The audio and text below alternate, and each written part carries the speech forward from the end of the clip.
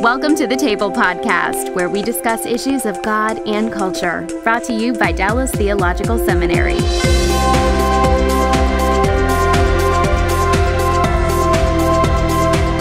Welcome to the Table, where we discuss issues of God and culture. And today our subject is Christianity on the university campuses. And I have with me Matt Bennett, who is the founder of Christian Union. I'll let him explain what that ministry is in a minute. And Tim Adhikari, who directs the campus ministry at Princeton University, a campus that I have visited several times, actually several times for Christian Union. And our goal in these podcasts is to kind of begin to discuss what the environment is for Christians on university campuses across the country, and discuss the nature of ministries on campuses there around the country as well. So Matt, thank you for joining us, and let me begin by asking you, what is Christian Union? What does it seek to do, and how are y'all doing? Well, thank you for asking, and thanks for having me on the program. It's wonderful to see you again and to be in touch and to hear about what's going on with these podcasts. So thanks for having us, and I'm excited to share a little bit about who we are and what's going on. So we, Christian Union, our focus as a ministry is Christian leadership development on a number of key strategic university campuses, mostly in the Northeast. And once I get talking about it, I really can't stop. So I'll have to warn you now. But I'm a really good interrupter, so you're in good shape. Okay, good. We're a great combination. It's we're really excited about what God is doing. We have such a heart to see some of the most influential and secular campuses in this nation changed. And our research has shown that about 50% of the most influential leaders in our country in government, business, education, media come from just 8 schools, the Ivy League schools. And I never knew that growing up in Texas. I grew up in Houston, Texas, and Darrell and I actually went to kind of rival high schools near each other. And but when I came up east for college, that became more plain to me, and seeing how many alumni come from these schools. And I really noticed, and it really impacted me in a deep level, what a bad situation this was, that schools that are so influential in our culture will at the same time also be very, very secular. And it seems to be more or less a train wreck that has been happening in our culture for many years. And God raised me up to help see if I could be a part of seeing that changed. So, Tim, how to explain how this works on the Princeton campus? Christian Union is there. What kind of ministry opportunities do you create or have with those who are attending the college? Yeah, so we're, as Matt said, a Christian leadership development ministry, and I use that language because it is very, very much not only a niche, but I think it's a leading edge of our ministry. I mean, we do many of the things that many campus ministries do as far as biblical impartation and one-on-one discipleship. But I really do think that Christian leadership development piece is I feel like it's a technical term that we are really wanting to connect students to a specific mindset of discipleship, a specific mindset of what it means to be developed as a pupil under Christ. We're giving them a different vision for the world. Christian Union is very much focused on transforming culture. That is the mission of our organization, to develop Christian leaders to transform culture. And so when we bring students into our ministry through Bible courses, which is the centerpiece of our ministry, real top-notch biblical impartation, exegetical book studies, some real relevant topical studies, when we're developing and mentoring students in any of those various contexts, we are doing it with an end in mind.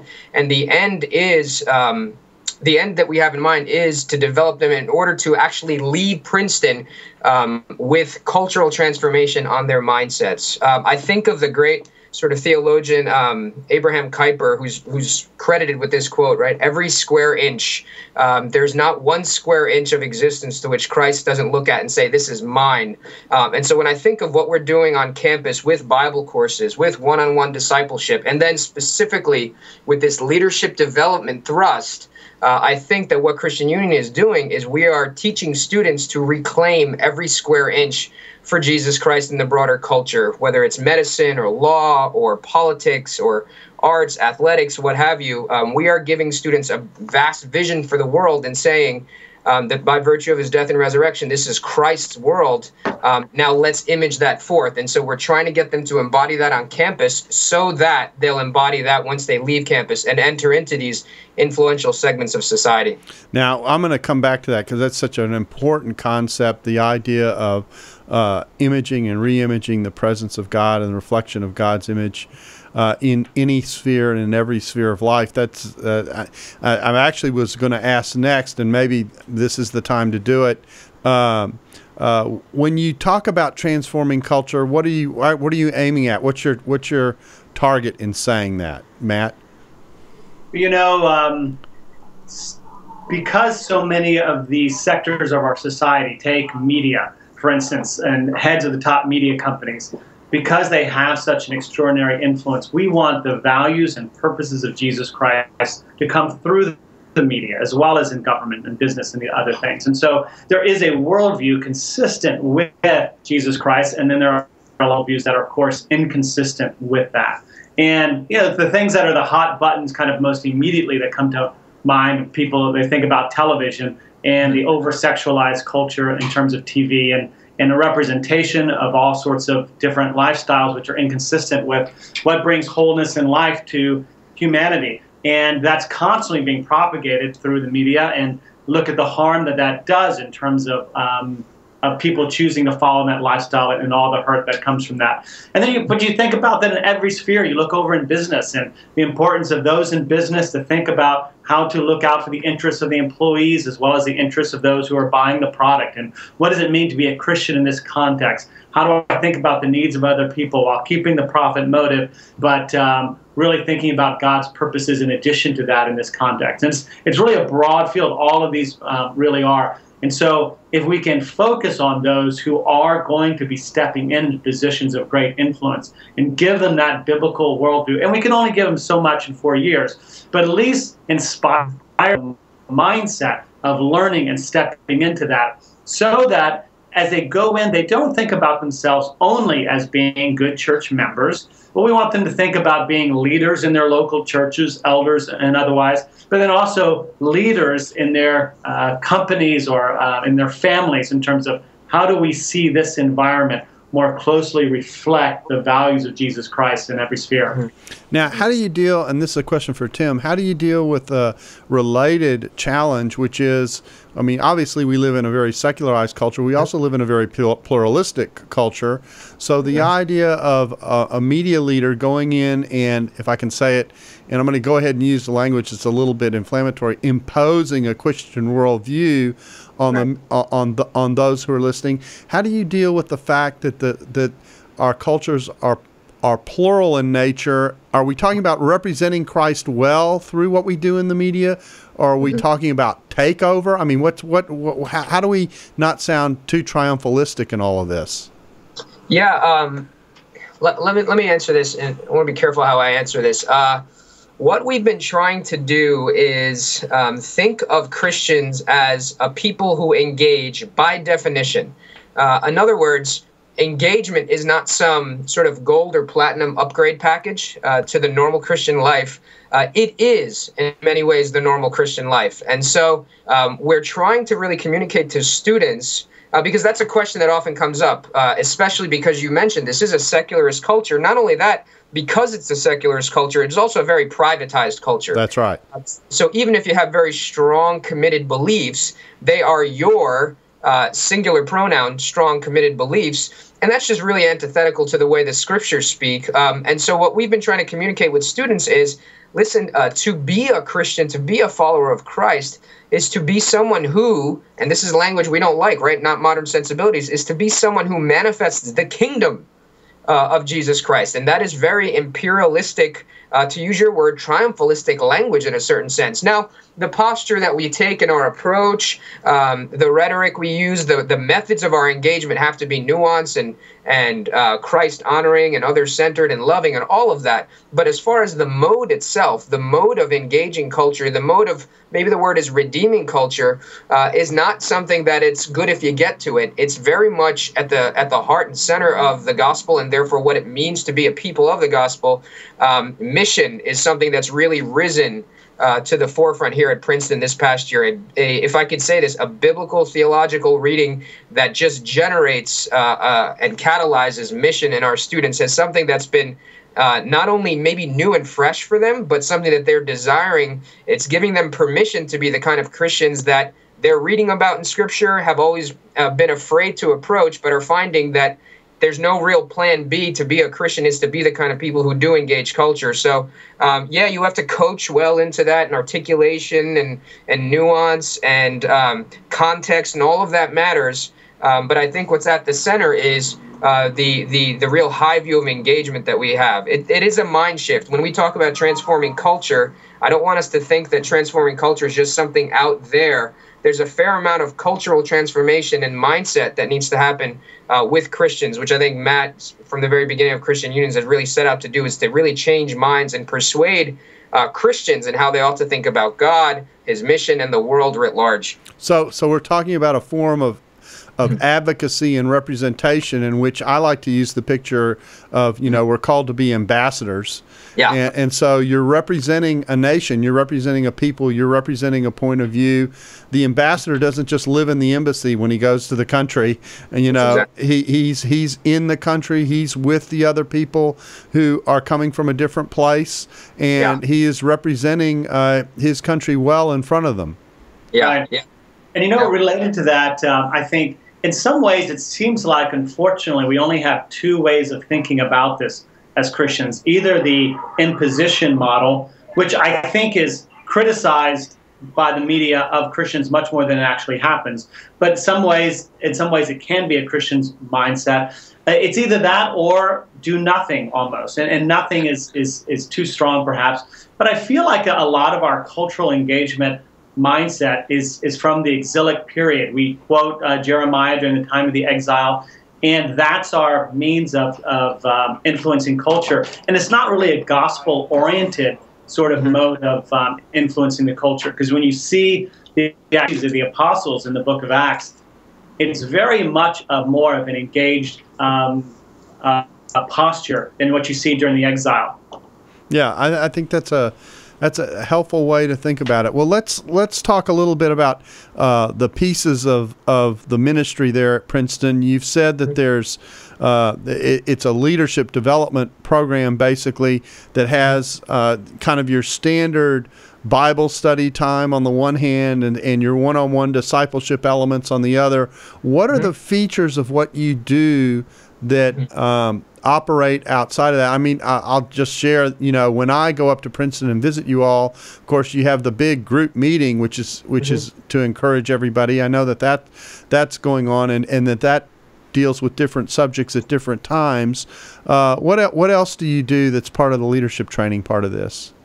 Yeah. So you mentioned Bible, sort of the when I think about the key impulses. Let me just say, first of all, that I would say that the value that hangs over everything is what we call a real focus on seeking God. One of the things that Christian Union, in my mind, has really done well is to take things that appear antithetical and to hold them together. So highly intellectual engagement, high spiritual vitality, and high missional engagement, all of those three things might often emphasize different movements. And what Christian Union, I believe, has done a real good job of pursuing is unifying all of those and saying, no, these don't have to stand in opposition to each other. They can stand together. And so for a ministry that is on the Ivy League, that wants to have a certain caliber of staff to be able to meet this context, the thing that really, really hangs over the entire ministry banner on various campuses is what we call the Seeking God lifestyle, a real strong commitment to seeking the Lord, praying and fasting that his presence and power might be what energizes our efforts. So that is very central to everything we do.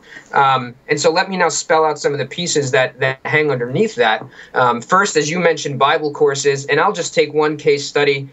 This past fall, so I would say last fall, we went through the book of Romans, Paul's book of Romans, at a really, really high level, deep exegetical level, not only understanding the text, but interacting with different people's view of the texts from sort of a classical, maybe reform position, more main evangelical, even new perspective. So really, really getting our students to think real deeply at that level of the text and interacting with it. As you mentioned, just sort of classical mentoring and one-on-one where students get encouraged and discipled in a real intentional, up-close and intimate way.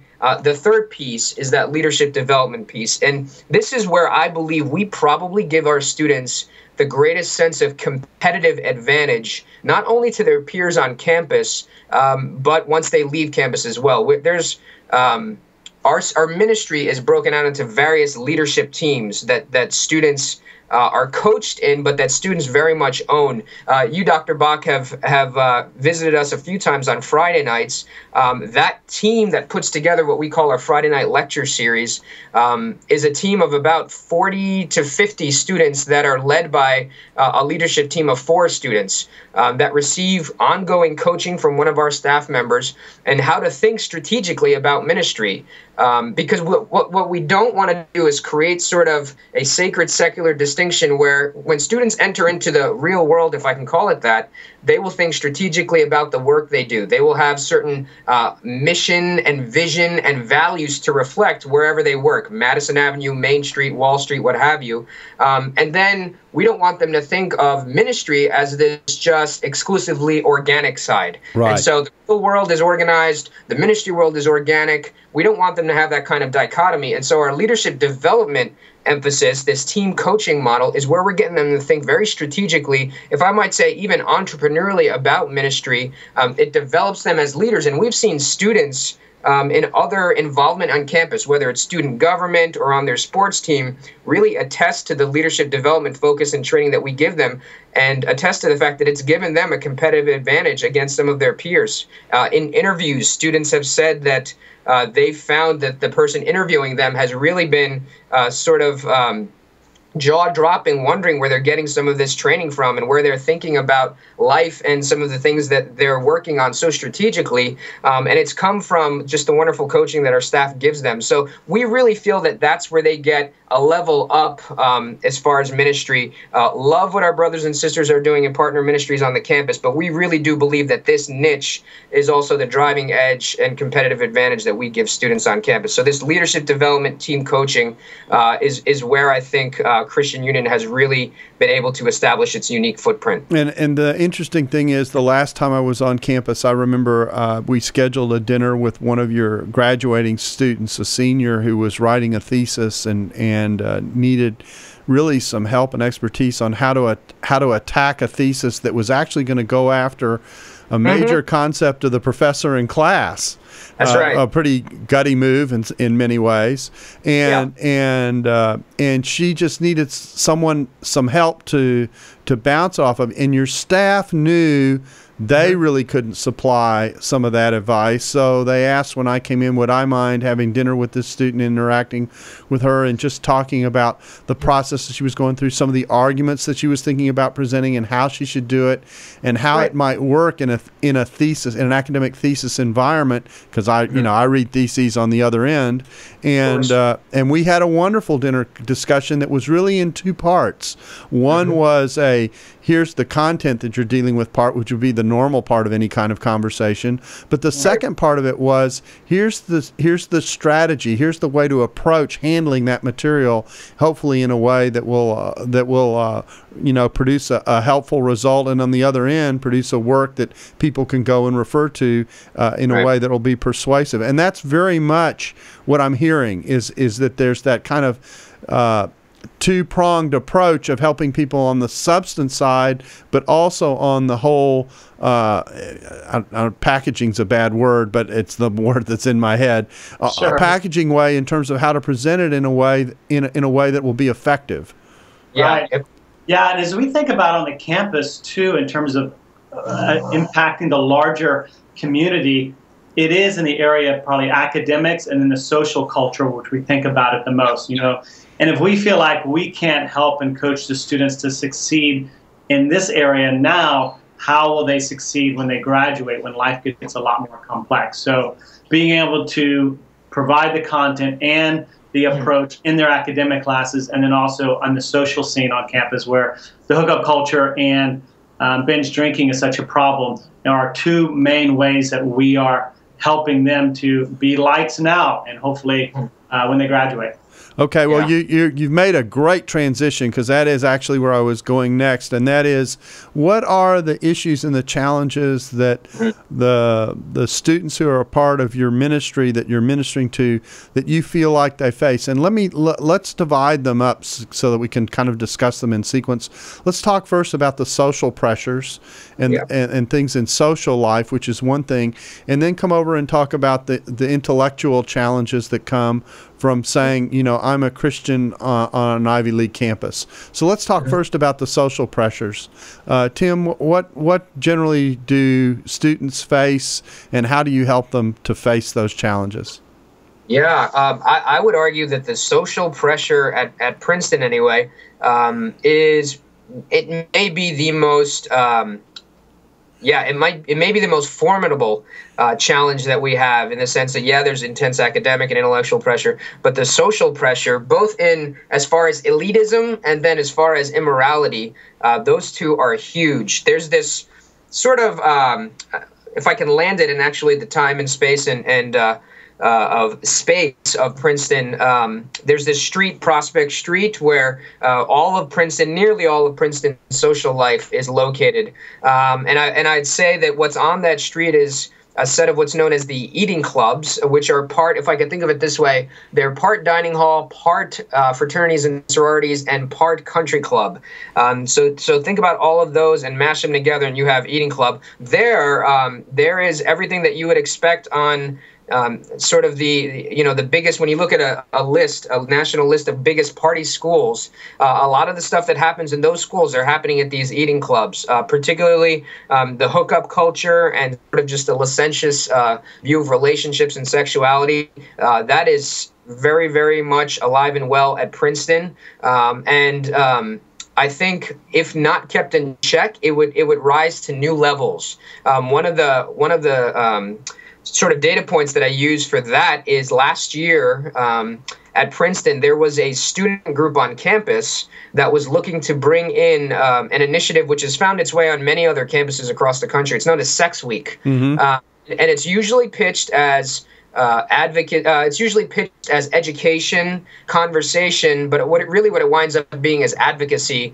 in the worst sense of the word. Not only is it something that's unbecoming of the Princetonian context, but obviously a gospel context. And we're talking about a student group bringing in porn stars, and if I just mention some of the titles of the talks that they were conceiving, you'd be horrified by it. And so that is something that I really think would have gained steam here at Princeton, if not for the direct engagement from some of the ministry staff and students here on campus, where we gathered together to mobilize first in prayer and fasting, really advocated with all the different ministries, and then even went outside of just the Christian circles here to other circles of student life and student groups that would be sympathetic to the cause. And by God's grace, near the end, there was no Sex Week to speak of. It stopped. It didn't land on campus, but it would have. And not only would it have landed here this year, but if you know anything about Princeton, it lands on a calendar this year, and it's been institutionalized for many years to come. And so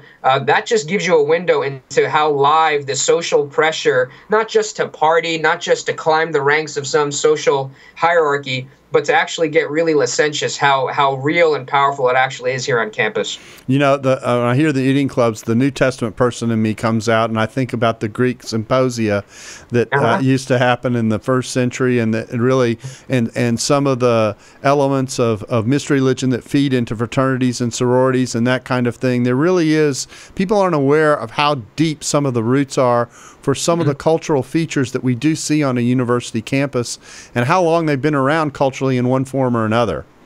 Right. And in order to penetrate any sense, because truth be told, we have never shied away from having our students be a part of the social scene for the redemption of the social scene, but it requires a lot of nuance, a lot of care, thoughtfulness, teaching, and coaching in order to be a part of it and to seek its redemption while not practicing in the very things that we're looking to engage and oppose. Okay, now the social part of this is something that I think is part of the life of most campuses around the country in one way or another, but there is a particular problem that I think populates your Ivy League schools and some of your top schools around the country, not just Ivy League, and that's the elitism that you mentioned. And that manifests itself in some ways in a more subtle way. The social pressures are kind of frontal. They're in your face. You're not gonna miss them. But the elitism can be a kind of more subtle kind of pressure.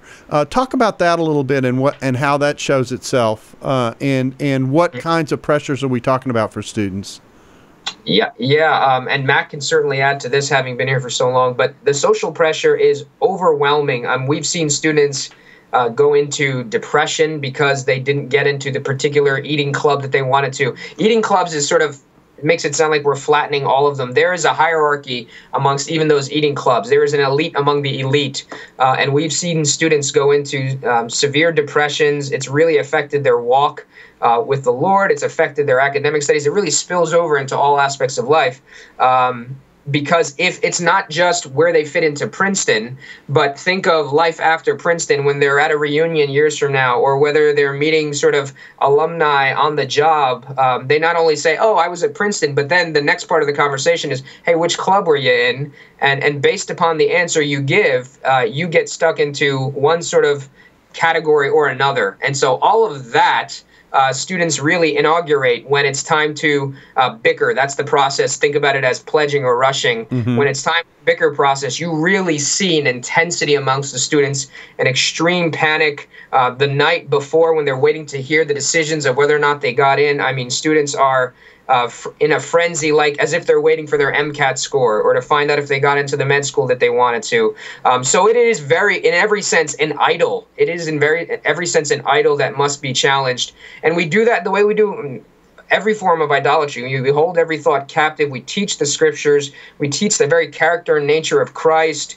God chose the foolish to confound the wise. All of these things, it requires every bit of all of our ministry, discipleship, leadership development, energy, and efforts to combat that as it would to combat immorality or some of the other more obvious forms of sin and idolatry in our culture. But the social pressure here is so significant. And you're already in an environment in which you're dealing with highly competitive and very competent people, so that there's an edge to all this. I know that many campuses, particularly the ones that are known to be to have a reputation for being top flight schools, not only are we talking about depression, but oftentimes you're talking about suicides as a result of some of this. So it can be absolutely devastating. Matt, what would you add to this discussion on elitism? Because I know it is a very, very big concern in Ivy League contexts. Yeah, I think Tim said it well. It's such a concern. It's navigating the importance and the encouragement for Christians to be in all circles of society, including influential ones, because what you have is someone becomes aware of elitism, their knee-jerk response is, well, I'll just pull back and not be engaged in these positions. And that's not a great answer either, or response, because then you have people purely with a secularist mindset in the most influential position. So, but then you have the other side where you go after these things and they become more important to you than the Lord, and they are idols. So helping coach people through that is very difficult when there's such a pressure around them to idolize this at all costs. It's either all in a bad sense idolatry, or just reject it all, which is kind of a fundamentalist response, which is something that we don't believe in. Yeah, and I think that it's really, really important to step back and even see this in a cultural context in our own society. I often am engaged in conversations with people about where evangelicalism is, and I say, when we went through the fundamentalist modernist controversy of what is now over a century ago, and in effect, evangelical Bible-believing Christians had to rebuild their social structure. They were out of the universities. They were out of the major role in the denominations. They really had to rebuild from scratch.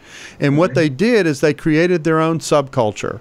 Their own schools, their own universities, etc. And for many people, that's great. But what happened also is it created a vacuum in all the universities that were funneling into the core parts of our culture. And in that vacuum, basically what you got was an acceleration of a secular presence with no counter voice present. And what you all are doing, it seems to me, is trying to help people be that wise counter voice as a part of that engagement in the very circles that do feed into the main pipelines of our culture. Yeah, that's right on. It's these schools became very secular because in many ways the Christians left. And it wasn't so much of a secularist takeover as a abandonment by the Christians. And so we have kind of no one to blame but ourselves because of that. And so we need to rethink that, understand a theology and have one of staying engaged while not giving into the idols, but not just simply leaving and abandoning.